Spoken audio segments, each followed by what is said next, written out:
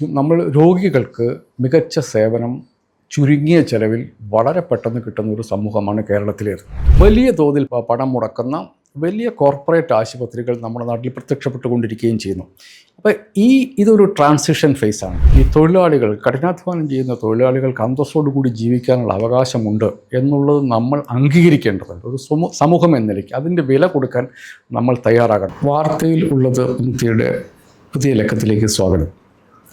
നമ്മുടെ നാട്ടിൽ ഒരു പുതിയ തൊഴിൽ സമരം വാർത്തയിൽ നിറഞ്ഞു നിൽക്കുകയാണ്. നമ്മുടെ ആശുപത്രികളിലെയും നഴ്സുമാരുടെ സമരമാണിത്. സാധാരണഗതിയിൽ നമ്മൾ ഡോക്ടർമാരുടെ സമരത്തെക്കുറിച്ച് കേൾക്കാറുണ്ട്.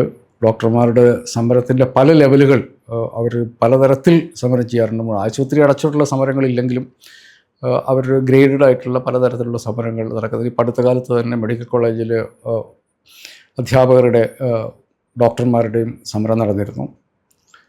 നഴ്സുമാരുടെ സമരം നമുക്ക് പക്ഷേ അത്രയധികം പരിചിതമല്ല. അവരുടെ ആവശ്യം വളരെ ലളിതമാണ്, ആർക്കും മനസ്സിലാകുന്നതാണ്. 40,000 രൂപ, അതായത് ഒരു ദിവസം 1333 രൂപ, അത്രയും പണം അവർക്ക് ശമ്പളമായിട്ട് കിട്ടണം. അവർ 3 വർഷവും 4 വർഷവും 5 വർഷവും ഒക്കെ പഠിച്ചിട്ട് വളരെയധികം കഠിനാധ്വാനം ആവശ്യമുള്ള, കഠിനാധ്വാനം മാത്രമല്ല വളരെയധികം സഹാനുഭൂതിയും കരുണയും മനുഷ്യത്വവും ഒക്കെ ആവശ്യമുള്ള ഒരു ജോലി ചെയ്യുന്നു. അവർക്ക് ജീവിക്കാൻ ആവശ്യമായിട്ടുള്ള പണം ലഭിക്കണമെന്നുള്ള വളരെ ന്യായമായിട്ടുള്ള ഒരു സമരത്തിൻ്റെ പുറത്താണ് നഴ്സുമാരുടെ സമരം. അതുകൊണ്ട് സാധാരണ ഒരു മലയാളി എന്ന നിലയ്ക്ക് ഈ സമരത്തോട് അനുഭാവം പ്രകടിപ്പിക്കുക മാത്രമേ നമുക്ക് ചെയ്യാനുള്ളൂ. പക്ഷേ ഈ സമരത്തിൽ ചില കാര്യങ്ങൾ കൂടി നമ്മൾ കാണാതെ പോകരുത്. ആരോഗ്യരംഗത്ത് കേരളം മറ്റുള്ള പ്രചരണങ്ങൾ എന്തൊക്കെ തന്നെ ആയാലും കേരളത്തിന് പുറത്തുള്ള സൗകര്യങ്ങളുമായി വെച്ച് നോക്കുമ്പോൾ, ലോകത്ത് സാധാരണ മനുഷ്യർക്ക് അവൈലബിൾ ആയിട്ടുള്ള, അവർക്ക് കിട്ടുന്ന സൗകര്യങ്ങളുമായി വെച്ച് നോക്കുമ്പോൾ, കേരളത്തിൽ ഇന്നൊരു സാധാരണ മനുഷ്യന് കിട്ടുന്ന ആതുര പരിചരണം, ശുശ്രൂഷ, സേവനം എന്നുള്ളത് ഏറ്റവും മികച്ച സൗകര്യങ്ങളിലൊന്നാണ്. ഇപ്പോൾ ലോകത്തിൽ പല സ്ഥലങ്ങളിലും നമ്മളെക്കാളും മെച്ചപ്പെട്ട ആരോഗ്യ പരിചരണം കിട്ടും. അമേരിക്കയിൽ കിട്ടും, യൂറോപ്യൻ നാടുകളിൽ കിട്ടും. പക്ഷേ അവിടെയൊക്കെ അതിൻ്റേതായ ചില പ്രധാനപ്പെട്ട പ്രശ്നങ്ങളുണ്ട്. അമേരിക്കയിൽ വളരെ കോസ്റ്റ്ലിയാണ്. നിങ്ങൾ വലിയ പണം കൊടുത്ത് ഇൻഷുറൻസ് വാങ്ങിയെങ്കിൽ മാത്രമേ നിങ്ങൾക്ക് ഒരു കൊള്ളാവുന്ന ചികിത്സ കിട്ടൂ. അല്ലാത്ത മനുഷ്യർക്ക് അതിനെക്കുറിച്ച് ആലോചിക്കാൻ പോലും വയ്യാത്ത ഒരവസ്ഥയുണ്ട്. ബ്രിട്ടനിലാണെങ്കിൽ അവിടെ നാഷണൽ ഹെൽത്ത് സർവീസസ് ഉണ്ട്. അത് പരിപൂർണമായിട്ടും സൗജന്യമാണ്. പക്ഷേ വരുന്ന കാലതാമസം എന്നുള്ളത് വളരെ വലുതാണ്. ഇതിൻ്റെ ഒരു മിക്സായിട്ടുള്ള മറ്റ് യൂറോപ്യൻ രാജ്യങ്ങളിലും നമ്മൾ പലപ്പോഴും കാണുന്നത്, നമുക്ക് ആവശ്യത്തിലുള്ള സേവനം നമുക്ക് ആവശ്യമുള്ള സമയത്ത് റീസണബിളായിട്ടുള്ള പണത്തിന് കിട്ടുക എന്നുള്ളത് ലോകത്തിൽ പല രാജ്യങ്ങളിലും ഇന്ന് നിലവിലില്ല. അമേരിക്കയിലാണെങ്കിൽ വലിയ പണമുണ്ടെങ്കിൽ നിങ്ങൾക്ക് ഏറ്റവും നല്ല ചികിത്സ കിട്ടും. ബ്രിട്ടനിലാണെങ്കിൽ, മറ്റ് യൂറോപ്യൻ രാജ്യങ്ങളിലാണെങ്കിൽ നിങ്ങൾക്ക് അടിയന്തര ആവശ്യം ഇല്ല എങ്കിൽ നിങ്ങൾക്ക് നല്ല ചികിത്സ കിട്ടാൻ നിങ്ങൾ കാലതാമസത്തിന് വേണ്ടി വരും. അപ്പം 3 ഘടകങ്ങൾ: ഒന്ന് ക്വാളിറ്റി, ചികിത്സ എത്ര മെച്ചപ്പെട്ട ചികിത്സയാണെന്നുള്ളത്; 2 പണം, നിങ്ങൾ സൗജന്യമായിട്ട് കിട്ടുന്നു, വലിയ പണം കൊടുക്കേണ്ടി വരുന്നു എന്നുള്ളത്; 3 സമയം, നിങ്ങൾക്ക് ഇപ്പോൾ കിട്ടുമോ പിന്നെ എപ്പോഴെങ്കിലും കിട്ടും. ഈ 3 കാര്യങ്ങളിൽ 2 എണ്ണം ഒരുമിച്ച് കിട്ടുക എന്നുള്ളത് തന്നെ വളരെ ബുദ്ധിമുട്ടുള്ള കാര്യമാണ്. 3 എണ്ണം ഒരുമിച്ച് കിട്ടുന്ന പ്രശ്നമേ ഇല്ല. നമ്മുടെ നാട്ടിൽ, കേരളത്തിൽ ഇപ്പോഴും നമ്മൾക്ക് ഒരു 500 രൂപയുണ്ടെങ്കിൽ ഒരു സൂപ്പർ സ്പെഷ്യാലിറ്റി ഡോക്ടറെ അടുത്ത 1 മണിക്കൂറിനുള്ളിൽ പോയി കാണാം. നമുക്ക് മികച്ച സേവനം കിട്ടും. പിന്നീട് ഒരു ഹോസ്പിറ്റലൈസേഷൻ ആവശ്യമാണ്. അങ്ങനെ വരുമ്പോഴാണ് പലപ്പോഴും മലയാളിയുടെ പോക്കറ്റ് കീറുന്ന അവസ്ഥയിലേക്ക് വരുന്നത്. എന്ന് വെച്ചാൽ, സാധാരണഗതിയിൽ നമ്മൾ കേരളത്തിൽ കൊണ്ടു നടക്കുന്നത് ലോകത്തിലില്ലാത്ത ഒരുതരം മോഡലാണ്. ആ മോഡലിൻ്റെ ഭാരം വഹിക്കുന്നത് ആര് എന്നുള്ളതാണ് പ്രശ്നം. ഇപ്പം നമ്മളീ പറഞ്ഞ ഈ വിദേശ രാജ്യങ്ങളിലൊക്കെ ഡോക്ടർമാർക്കും നഴ്സുമാർക്കുമൊക്കെ കിട്ടുന്ന പ്രതിഫലം എന്നുള്ളത് വളരെ വലുതാണ്. അതുകൊണ്ടാണ് ഇപ്പോൾ നമുക്ക് പലപ്പോഴും നമ്മുടെ നാട്ടുകളിൽ നിന്ന് നഴ്സുമാർ പുറത്തുപോയി ജോലി ചെയ്യുന്നവർക്ക് പുറത്തുപോയി ജോലി ചെയ്യാനുള്ള സന്തോഷം കൊണ്ടല്ല, അവർക്ക് ഏറ്റവും മികച്ച ശമ്പളം കിട്ടുന്നു, ഏറ്റവും മികച്ച സോഷ്യൽ ആക്സെപ്റ്റൻസ്, റെക്കഗ്നിഷൻ കിട്ടുന്നു. ഇത്തരം ചില കാര്യങ്ങൾ കൂടിയുണ്ട്. ഇതാണ് പലപ്പോഴും നമ്മുടെ നാട്ടിൽ ലഭിക്കാത്തത്. നമ്മൾ രോഗികൾക്ക് മികച്ച സേവനം ചുരുങ്ങിയ ചെലവിൽ വളരെ പെട്ടെന്ന് കിട്ടുന്ന ഒരു സമൂഹമാണ് കേരളത്തിലേത്. അങ്ങനെ വെച്ച് നോക്കുമ്പോൾ ലോകത്തിൽ കിട്ടാവുന്നതിലെ മികച്ച സർവീസ് നമുക്കിവിടെ കിട്ടുന്നത് സർക്കാരിലോ സ്വകാര്യ ആശുപത്രികളിലോ ആയാലും. സർക്കാർ ആശുപത്രികളിൽ പോലും ഇപ്പോൾ നമുക്ക് കുറച്ചൊന്ന് കാത്തിരുന്നാൽ, ഒരു ദിവസം കാത്തിരുന്നാൽ നിങ്ങൾക്ക് ഒരു പണവും മുടക്കാതെ ഒരു സൂപ്പർ സ്പെഷ്യാലിറ്റി ഡോക്ടറെ കാണാൻ പറ്റുന്ന അവസ്ഥയുണ്ട്. നമുക്ക് ഇത്രയും സാധാരണ മനുഷ്യരെന്ന നിലയ്ക്ക് നമുക്ക് ഇത്രയും അധികം സേവനം കിട്ടുമ്പം, അപ്പോൾ നമ്മൾ പണ്ട് വികസനത്തെക്കുറിച്ച് പറയുമായിരുന്നു. വികസനം വരുമ്പം ഇതിൻ്റെ വില ഒരു കൂട്ടർ മാത്രം കൊടുക്കുന്ന ഒരു സമ്പ്രദായമാണ് നമ്മുടെ നാട്ടിൽ നേരത്തെ നിലവിലിരുന്നത്. ഇപ്പോൾ റോഡ് പണിയുമ്പോൾ റോഡിന് വേണ്ടി സ്ഥലം കൊടുക്കുന്നു, അല്ലെങ്കിൽ പാലത്തിന് വേണ്ടി സ്ഥലം കൊടുക്കുന്നു, പള്ളിക്കൂടത്തിന് വേണ്ടി സ്ഥലം കൊടുക്കുന്നു. ഈ സ്ഥലം കൊടുക്കുന്ന മനുഷ്യർക്ക് അവർക്ക് പ്രതിഫലം കിട്ടാറില്ല. ഇപ്പോൾ ഗെയിൽ പൈപ്പ് ലൈൻ പോകുമ്പം ഒറിജിനലി പ്രശ്നം എന്താണെന്ന് വെച്ചിട്ടുണ്ടെങ്കിൽ അവർക്കുള്ള നഷ്ടപരിഹാരം, ന്യായമായ നഷ്ടപരിഹാരം കിട്ടുമോ അത് എപ്പോൾ കിട്ടും, യാതൊരു തരത്തിലുള്ള ഗ്യാരണ്ടി ഇല്ലാത്തൊരവസ്ഥയുണ്ടായിരുന്നു. പക്ഷേ ഇപ്പം നമ്മുടെ നാട്ടിൽ അങ്ങനെയല്ല. ഇപ്പം നമ്മുടെ നാട്ടിൽ നിങ്ങൾ വികസനത്തിന് വേണ്ടി നിങ്ങൾ സ്ഥലം വിട്ടുകൊടുത്താൽ വികസനത്തിൻ്റെ വില കൊടുക്കേണ്ടത് ഈ സ്ഥലത്തിൻ്റെ ഉടമയല്ല. വികസനത്തിൻ്റെ വില കൊടുക്കേണ്ടത് ഈ വികസനത്തിൻ്റെ ഗുണം അനുഭവിക്കുന്ന എല്ലാവരും കൂടി ചേർന്നിട്ടാണ് എന്നുള്ളത് നമുക്കിപ്പോൾ അറിയാം. ഇപ്പം എനിക്ക് തോന്നുന്നു നമ്മൾ നാഷണൽ ഹൈവേ 66 സ്ഥലമെടുപ്പ് നടന്നപ്പോൾ ആർക്കും ഒരു പ്രശ്നമുണ്ടായിരുന്നില്ല. കണ്ണൂർ എയർപോർട്ടിൻ്റെ വികസനം അതിൻ്റെ നിർമ്മാണത്തിൽ സ്ഥലം ഏറ്റെടുക്കുമ്പോൾ ആർക്കൊരു പ്രശ്നമുണ്ടായിരുന്നില്ല. കാരണം ആ സ്ഥലം വിട്ടുകൊടുക്കുന്ന ആൾക്ക് മതിയായ നഷ്ടപരിഹാരം ലഭിച്ചിരുന്നു. എന്ന് വെച്ചാൽ ഒരു നാട്ടിലൊരു ഗുണമുണ്ടാകുന്നെങ്കിൽ അതിനൊരു ചെറിയ വിഭാഗം മനുഷ്യരെ മാത്രം അവർ മാത്രം അതിൻ്റെ വില കൊടുക്കുക എന്നുള്ള ഒരു സമ്പ്രദായത്തിൽ നമ്മൾ മാറിയിരിക്കുന്നു. അങ്ങനെ നോക്കുമ്പോൾ നമ്മുടെ നാട്ടിലെ ഇപ്പോൾ നമ്മൾ ഈ വളരെ ചുരുങ്ങിയ ചെലവിൽ മികച്ച ചികിത്സ കേരളത്തിൽ ഇപ്പോൾ കിട്ടുമ്പം അതിൻ്റെ ഒരറ്റത്ത് നിൽക്കുന്നത് ഇതിൻ്റെ അകത്ത് നിൽക്കുന്ന ഡോക്ടർമാരും താഴെ നിലയിലുള്ള ഡോക്ടർമാരും നഴ്സ് ഇതുപോലത്തെ ആരോഗ്യ പ്രവർത്തകരാണ്. നമ്മളിപ്പോൾ പലപ്പോഴും ഡോക്ടർമാരെന്ന് പറയുമ്പം ലക്ഷക്കണക്കിന് രൂപ ശമ്പളം വാങ്ങുന്ന വളരെ റേസി ലൈഫ് സ്റ്റൈൽ കൊണ്ടു നടക്കുന്ന ഡോക്ടർമാരെക്കുറിച്ചായിരിക്കും നമ്മുടെ മനസ്സിലുണ്ടാകുന്ന ചിത്രം. അങ്ങനെയുള്ളവർ ഈ മൊത്തം ആരോഗ്യരംഗത്ത് പ്രവർത്തിക്കുന്ന ആളുകളിൽ 1% പോലും ഉണ്ടോ എന്ന് തോന്നുന്നില്ല. ജൂനിയർ ഡോക്ടർമാരാണെങ്കിലും അവർ ജോലിക്ക് കയറുമ്പോൾ അവർക്കും 40,000 രൂപ 50,000 രൂപയൊക്കെയാണ് ശമ്പളം കിട്ടുക.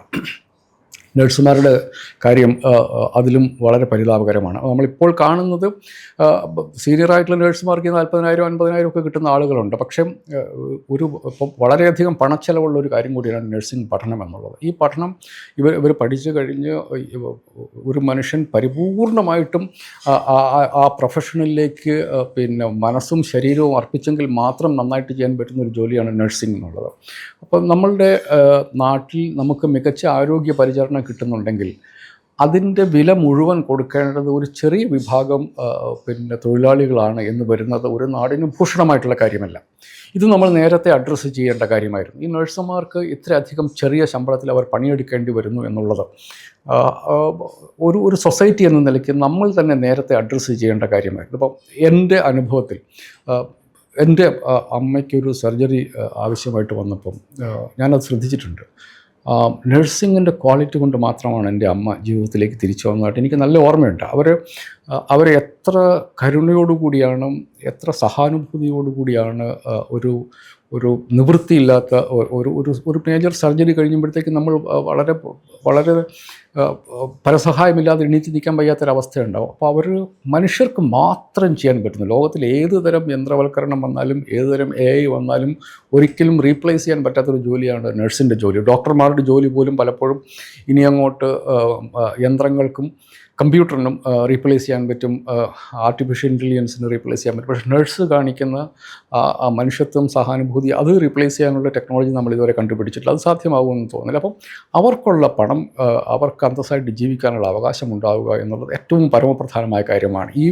നമുക്ക് കിട്ടുന്ന രോഗി പരിചരണത്തിൻ്റെ വില മുഴുവൻ അവർ മാത്രമായി കൊടുക്കണം എന്ന് വരുന്നത് ശരിയായ കാര്യമല്ല. അതേസമയം നമ്മൾ കണക്കാക്കേണ്ടത് ഇപ്പോൾ നമ്മൾ പറഞ്ഞ ഈ അഫോർഡബിൾ ആയിട്ടുള്ള നമുക്ക് ചുരുങ്ങിയ ചിലവിൽ കിട്ടുന്നതിൻ്റെ ഒരു കാരണം ഈ ശമ്പള സ്കെയിൽ ഇങ്ങനെ വളരെ ചുരുക്കം ഡോക്ടർമാർക്ക് മാത്രമാണ് വലിയ ശമ്പളം. ബാക്കിയുള്ള എല്ലാവരും സാധാരണ തൊഴിലാളികളെ പോലെ, അതായത് ഹൈലി സ്കിൽഡ് ആയിട്ടുള്ള തൊഴിലാളികൾക്ക് കിട്ടുന്ന പണം തന്നെ കേരളത്തിൽ സാധാരണ ഒരു ഡോക്ടർക്ക് കിട്ടുന്നുള്ളൂ, സാധാരണ ഒരു നഴ്സിന് കിട്ടുന്നുള്ളൂ. ഒരു സമൂഹം എന്ന നിലയിൽ നമ്മളൊരു ഒരു ഒരു ഒരു പർട്ടിക്കുലർ പൊസിഷനിൽ നിൽക്കുകയാണിപ്പോൾ.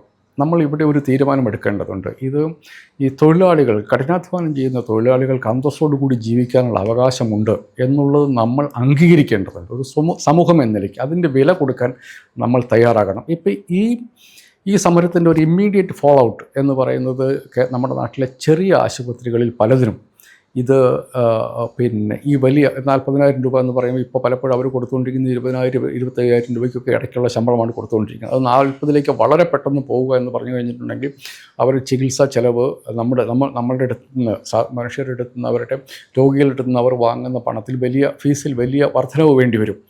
അത് എങ്ങനെ കൈകാര്യം ചെയ്യുന്നു എന്നുള്ളതാണ് നമ്മൾ ഈ തരുണത്തിൽ നമ്മൾ ചിന്തിക്കേണ്ട കാര്യം. ഇതിൻ്റെ അകത്ത് എനിക്ക് തോന്നുന്നു കേരളത്തിൽ നമുക്കിപ്പോൾ കിട്ടിക്കൊണ്ടിരിക്കുന്ന സൗകര്യങ്ങൾ കിട്ടേണ്ടതുണ്ട്. അപ്പോൾ സർക്കാർ ഇപ്പോൾ ചെയ്തിരിക്കുന്നത് ഇതിനെ ഗ്രേഡുകളാക്കി, അതായത് ബെഡുകളുടെ അടിസ്ഥാനത്തിൽ ഗ്രേഡുകളാക്കി 800 ബെഡുകൾക്ക് മുകളിലേക്കുള്ള ആളുകൾ അടിസ്ഥാന ശമ്പളം 40,000 രൂപയാക്കുക എന്നുള്ള ഒരു കാര്യത്തിലേക്ക് വന്നിട്ടുണ്ട്. അപ്പോൾ ഇതിൻ്റെ അകത്ത് ഞാൻ ഈ സമരത്തിൽ കണ്ട ഒരു കാര്യം, ഈ സമരവുമായി ബന്ധപ്പെട്ട ആളുകളുടെ അജണ്ട, അവർ പുറത്തേക്ക് പറയുന്ന കാര്യങ്ങളൊക്കെ വളരെ ശരിയാണെങ്കിലും അതിൻ്റെ പുറത്തുള്ള ഒരു അജണ്ട എന്നുള്ളത് ഈ പ്രശ്ന പരിഹാരം ഉണ്ടാക്കുന്നതിനാണോ അതെയോ പ്രശ്നം രൂക്ഷമാക്കി നിലനിർത്തി അതിൻ്റെ പുറകിൽ ഒരു പൊളിറ്റിക്കൽ അജണ്ടയുണ്ടോ എന്നുള്ള മട്ടിൽ അവരുടെ പ്രസ്താവനകൾ പലപ്പോഴും ഞാൻ കണ്ടിട്ടുണ്ട്. ഇതിപ്പോൾ സർക്കാർ ഒരു മിനിമം വേജസ് പ്രഖ്യാപിക്കണം എന്നുള്ളതാണ് ആശുപത്രികളുടെ ആവശ്യം. അതാണ് എനിക്കതിനകത്ത് ഏറ്റവും വിചിത്രമായിട്ട് തോന്നിയത്. ഇതിൽ സത്യത്തിൽ ഒരു മിനിമം വേജ് പ്രഖ്യാപിക്കാൻ ആശുപത്രികൾക്ക് യാതൊരു നിയമ തടസ്സവുമില്ല. സർക്കാർ ഒരു മിനിമം വേജ് പ്രഖ്യാപിച്ചില്ല എന്നുള്ളത് കൊണ്ട് ഇപ്പോൾ ഇവർ ആവശ്യപ്പെടുന്ന സമരം ശമ്പളം കൊടുക്കാൻ മാനേജ്മെൻറ്റുകൾക്ക് യാതൊരു തടസ്സവുമില്ല. എനിക്കത് കണ്ട് അത് വിചിത്രമായിട്ടാണ് തോന്നിയത്. അതിനുശേഷം സർക്കാർ ഏതായാലും വളരെ പ്രോംപ്റ്റായിട്ട് തന്നെ ആക്ട് ചെയ്തു. സമരം തുടങ്ങി എനിക്ക് തോന്നുന്നു ഏതാനും ദിവസങ്ങൾക്കുള്ളിൽ തന്നെ സർക്കാർ മിനിമം വേജസ് നോട്ടിഫൈ ചെയ്തു. ഇനിയിപ്പം അതിനൊരു പ്രോസസ്സുണ്ട്, അതിനൊരു ചർച്ചകളൊക്കെ നടത്തിയിട്ട് വേണം അതിൻ്റെ ഫൈനൽ അവസാന രൂപത്തിലേക്ക് വരാൻ വേണ്ടിയിട്ട്. പക്ഷേ ഇതിനകത്ത് തന്നെ പല ഹോസ്പിറ്റലുകളും ഇത് സമ്മതിച്ചിട്ടുണ്ട്, ബാക്കിയുള്ള ആളുകളും ചർച്ചയിലേക്കുണ്ട്. ഇപ്പോൾ കുറച്ച് ആശുപത്രികളിൽ നഴ്സുമാർ സമരത്തിലാണ് എന്നുള്ളത് ഞാൻ പലയിടത്തു നിന്നും കേൾക്കുന്നത്. നഴ്സുമാരുടെ സമരം ആശുപത്രിയിൽ ചികിത്സയിലുള്ളവരെ ബാധിക്കുന്നു എന്നുള്ളതാണ്. ഞാൻ നഴ്സുമാരുടെ സമരത്തോട് പരിപൂർണമായിട്ട് ആമുഖ്യം പറയുമ്പോഴും അപ്പോൾ രോഗികളെ വഴിയിൽ വിട്ടിട്ട് പോവുക എന്നുള്ളത് ഞാൻ പല ഡോക്ടർമാരും എഴുതിയാണ് ഞാനിത് മനസ്സിലാക്കുന്നത്. അത് നമുക്ക് അംഗീകരിക്കാൻ പറ്റുന്ന ഒരു കാര്യമല്ല. ഇപ്പോൾ കഴിഞ്ഞ ദിവസം ഒരു ഡോക്ടർ എഴുതിയത് കണ്ടത്, നഴ്സുമാർ പുറത്തേക്ക് പോകുന്ന ചികിത്സ കിട്ടിക്കൊണ്ടിരുന്ന ആളുകൾക്ക് അത് കിട്ടാണ്ടിരിക്കുന്നു എന്നുള്ളതാണ്. നമ്മൾ നഴ്സുമാരെ നമ്മുടെ സമൂഹം അവർക്ക് ആവശ്യമായ പരിഗണന ബഹുമാനമോ കൊടുക്കുന്നില്ല എന്നുള്ളത് ഒരു വസ്തുതയാണ്. പക്ഷേ അതിൻ്റെ അർത്ഥം അവരുടെ ജോലി ചെയ്യുന്നില്ല എന്നുള്ളതല്ല. അവർ ജോലി ചെയ്തു. കാരണം ഒരു മനുഷ്യൻ ഏറ്റവും നിസ്സഹായ അവസ്ഥയിലാണ് ഒരു ഹോസ്പിറ്റലിൽ അഡ്മിറ്റാകുന്ന രോഗികൾ ഒരു 90% മറ്റുള്ളവരുടെ സഹായമില്ലാതെ, പ്രൈമറി നഴ്സുമാരുടെ സഹായമില്ലാതെ അവരുടെ ജീവിതം മുമ്പോട്ട് കൊണ്ടുപോകാൻ പറ്റാത്ത ആളുകളാണ്. അപ്പോൾ അവർ വളരെ പെട്ടെന്ന് സമരത്തിലേക്ക് പോകാൻ പാടുണ്ടോ? സമൂഹത്തെ അതിലത് ഇൻവോൾവ് ചെയ്യണ്ടേ?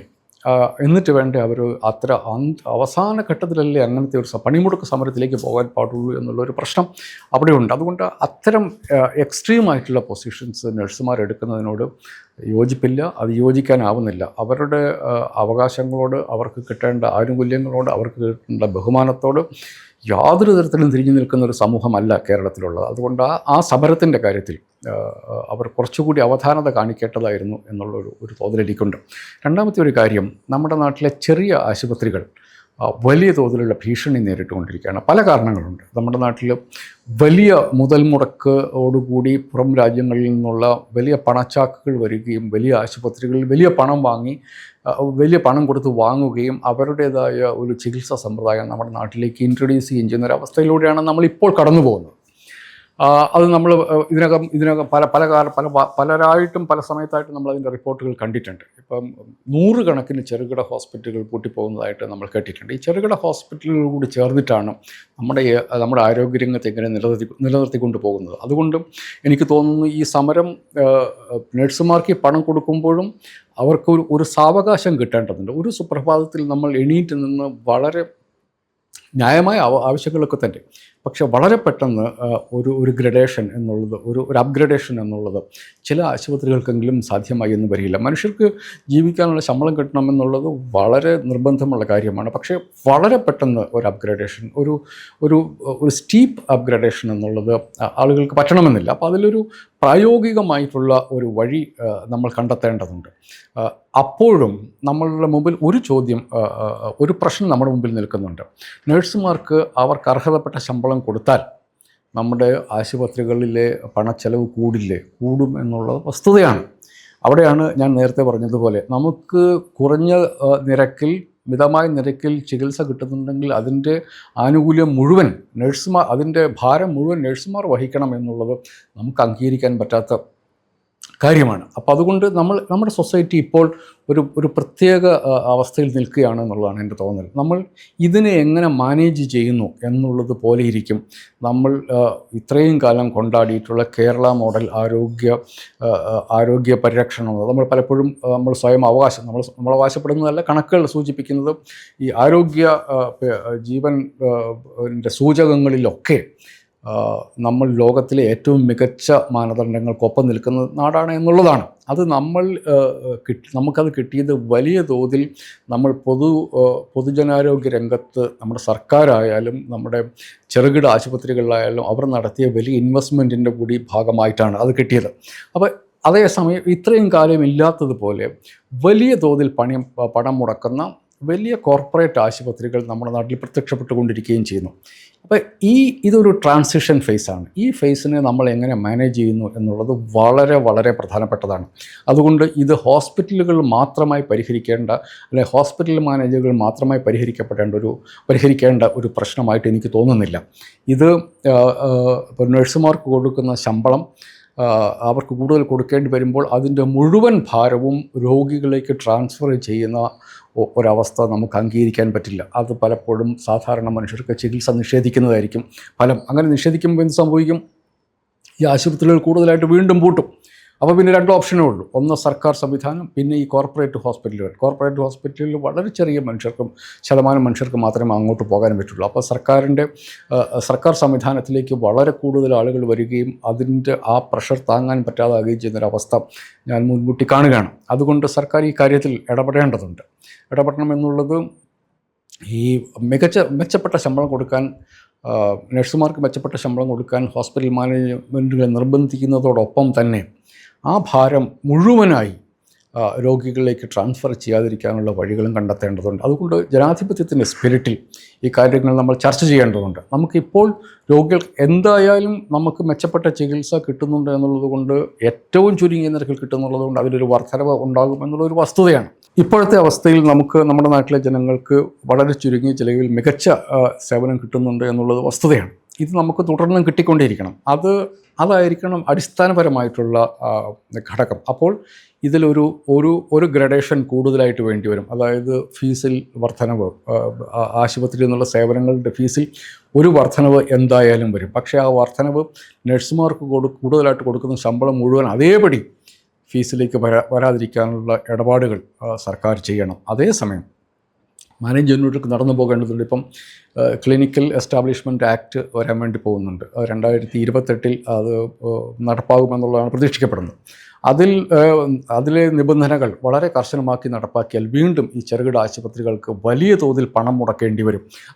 അതിൽ പറയപ്പെടുന്ന മാനദണ്ഡങ്ങൾ അനുസരിച്ച് ഹോസ്പിറ്റൽ നടത്താൻ വേണ്ടിയിട്ട്. എന്ന് വെച്ചാൽ നമ്മൾ ഇനി അങ്ങോട്ടുള്ള ഒരു 1-2 വർഷം എന്നുള്ളത് വളരെ ക്രിട്ടിക്കലായിട്ട് നമ്മൾ സൂക്ഷിക്കേണ്ടതുണ്ട്. എങ്കിൽ മാത്രമേ നമ്മുടെ ആരോഗ്യരംഗം ആരോഗ്യത്തോടു കൂടി നിലനിൽക്കൂ. അതിനു വേണ്ടിയിട്ടുള്ള വളരെ സജീവമായ ഇടപെടലുകൾ സർക്കാരിൻ്റെ ഭാഗത്തു നിന്ന് ഉണ്ടാകേണ്ടതുണ്ട്. രോഗികളുണ്ട്, ഡോക്ടർമാരടക്കം വലിയ ശമ്പളം വാങ്ങുന്ന ഒരു കൂട്ടം ആളുകളുണ്ട്, നഴ്സുമാരടക്കം അത്ര വലിയ ശമ്പളം കിട്ടാത്ത ആളുകളുണ്ട്, ഹോസ്പിറ്റൽ മാനേജ്മെൻറ്റുകളുണ്ട്. അപ്പം ഇതിൽ വളരെയധികം സ്റ്റേക്ക് ഹോൾഡേഴ്സ് ഉണ്ട്. പിന്നെ നാട്ടിലെ ഏറ്റവും വലിയ ആരോഗ്യ സംവിധാനം കൊണ്ടു നടക്കുന്ന ആളുകൾ എന്ന നിലയ്ക്ക് സർക്കാരുണ്ട്.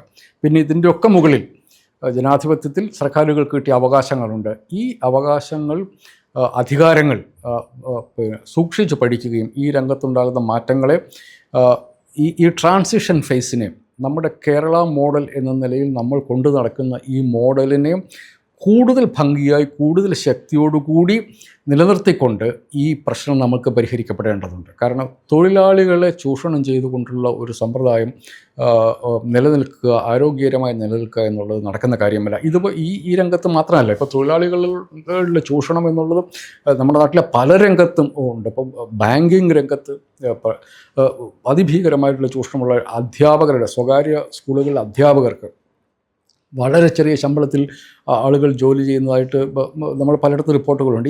ഇവിടെയൊക്കെ മനുഷ്യർക്ക് അന്തസ്സായിട്ട് ജീവിക്കാനാണ്, തൊഴിൽ ചെയ്യുന്ന മനുഷ്യർക്ക് അന്തസ്സായിട്ട് ജീവിക്കാനുള്ള പണം കിട്ടാനുള്ള അവകാശം അവർക്കുണ്ട്. അത് ഉറപ്പാക്കുക എന്നുള്ളത് സർക്കാരിൻ്റെ ഉത്തരവാദിത്തമാണ്. അത് സമരം ചെയ്യുക, അത് നടന്നില്ലെങ്കിൽ സമരം ചെയ്യുക എന്നുള്ളത് തൊഴിലാളികളുടെ അവകാശമാണ്. പക്ഷേ ഈ ആരോഗ്യ രംഗം പോലെയുള്ള അത്യാവശ്യ ഘടകങ്ങളിൽ വളരെ പെട്ടെന്ന് സമരത്തിലേക്ക് പോകാതെ, അല്ലെങ്കിൽ അവരെ തള്ളിവിടാതെ ഇത്തരം കാര്യങ്ങളൊരു നെഗോഷിയേഷൻ്റെ ഇതിൽ നിലനിർത്താനുള്ള ഉത്തരവാദിത്വം സർക്കാരിനുമുണ്ട്. എന്ന് വെച്ചാൽ എൻ്റെ അഭിപ്രായത്തിൽ നമ്മൾ ഇനി അങ്ങോട്ടുള്ള 1-2 വർഷം, കാരണം ക്ലിനിക്കൽ എസ്റ്റാബ്ലിഷ്മെൻറ്റ് ആക്ട് 2028 നടപ്പാക്കേണ്ടത്.